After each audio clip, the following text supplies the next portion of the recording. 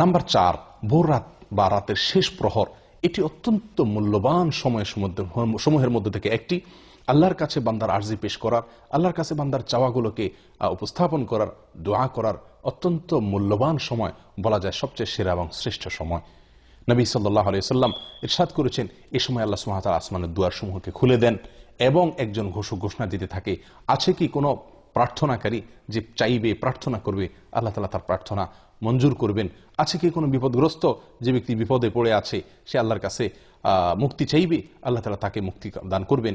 এভাবে যে কোনো মুসলিম এই সময় দোয়া করলে আল্লাহ তাআলা দোয়া কবুল করেন এবং আসমানের দুয়ারসমূহ খুলে দিয়ে রাখেন দোয়া কবুলের জন্য।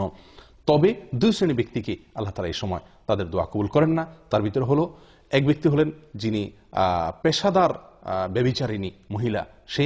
আর দ্বিতীয়ত হলো যে লোক ব্যবসায়ীদের কাছ থেকে চাঁদাবাজি করে, ব্যবসায়ীদের কাছ থেকে চাঁদা আরোপ করে অর্থ আত্মসাৎ করে, এই ব্যক্তি এবং পেশাদার ব্যভিচারিণী, এই দুই ব্যক্তি ছাড়া আল্লাহ সুবহানাহু ওয়া তাআলা তাদেরকে তওবা করার পরে তাদেরটাও আল্লাহ তাআলা মাফ করেন। এই দুই ব্যক্তি ছাড়া, এই দুই কাজে লিপ্ত থাকলে সেই ব্যক্তিরা ছাড়া আর অন্য সময়ের দোয়াকে আল্লাহ তাআলা কবুল করেন এবং আসমানের দুয়ার আল্লাহ তাআলা খুলে দেন।